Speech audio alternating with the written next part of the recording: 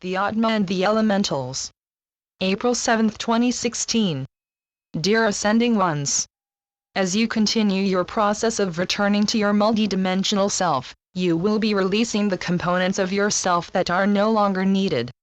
Simultaneously, you will be placing more and more of your intention onto the self you are becoming.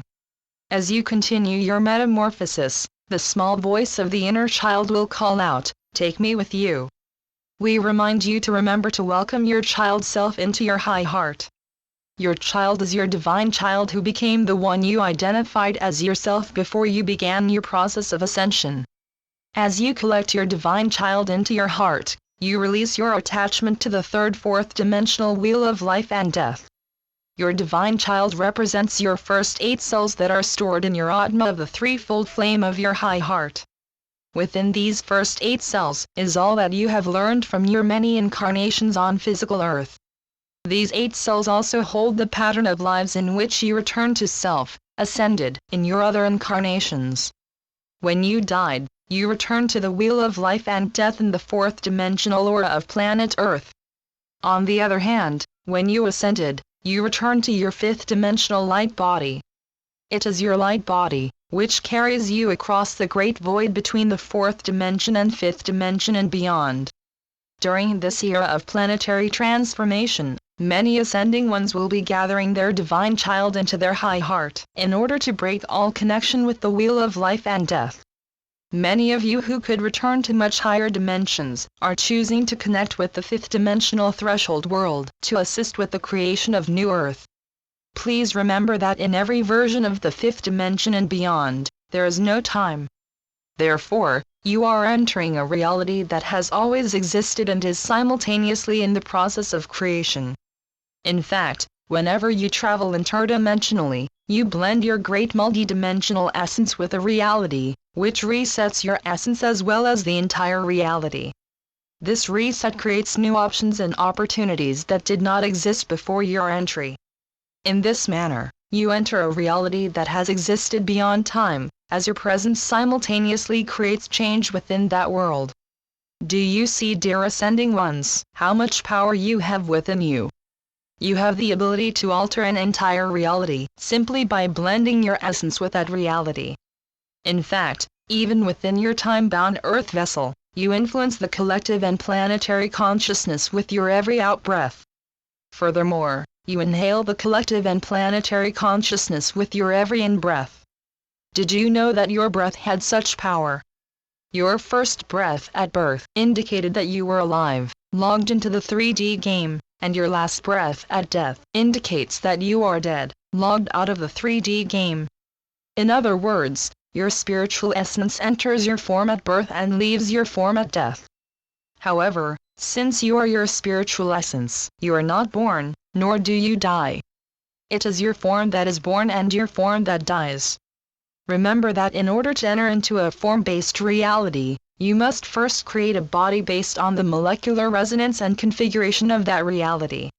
Then, when your body is fully formed, your spirit enters that form. When you enter a reality that is beyond form, you merely calibrate your consciousness to the frequency of that reality and blend your consciousness with that reality. New Earth resonates to the threshold between the 3rd, 4th dimensions of form and the higher subplanes of the 5th dimension, in which form is an option and no longer an indication of being alive or dead. In preparation for your journey across the void between the 3rd, 4th and 5th dimension, your physical form is in the process of transmuting into light body. However, as your form transmutes into a higher frequency of expression, so does your entire reality, because planet Earth is also ascending. Hence, both people and planet are recalibrating their form to higher and higher frequencies. Since your form/body is comprised of the elements of the reality you are experiencing, when your reality transmutes into frequencies, you must match that frequency shift to remain within that reality. Therefore, your consciousness is constantly recalibrating to higher and higher frequencies of light, and your body must recalibrate itself, as well. If your state of consciousness becomes too much higher than your body, you will die, as your consciousness is too high to be contained in that lower frequency vessel. Your Earth vessel is comprised of the third-dimensional expressions of Earth, Air, Fire, Water, and Spirit/Fire. The fourth-dimensional expressions of these elements of your body are known as elementals. Earth elementals are titled gnomes, air elementals are titled sylphs, fire elementals are salamanders, water elementals are undines, and etheric elementals represent the living spirit within all form. The fourth-dimensional elementals hold the breath of Gaia within them and share her essence with you via your in-breath.